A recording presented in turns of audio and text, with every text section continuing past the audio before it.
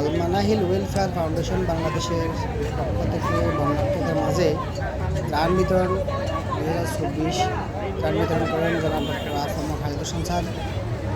অন্তর্বর্তীকালীন সরকারের মাননীয় ধর্ম উপদেষ্টা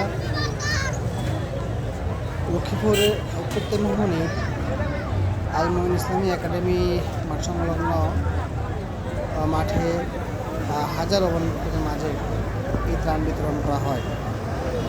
ত্রাণ বিতরণে উপস্থিত ছিলেন ধর্ম উপদেষ্টার সাথে আরও লক্ষ্মীপুর জেলার স্বনামধন্য ওলামায়ে কেরাম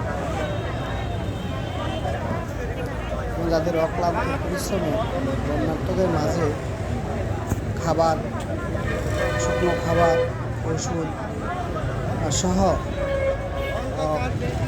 ওষুধ সহ নিত্য প্রয়োজনীয় দ্রব্যাদি বিতরণ করা হয়।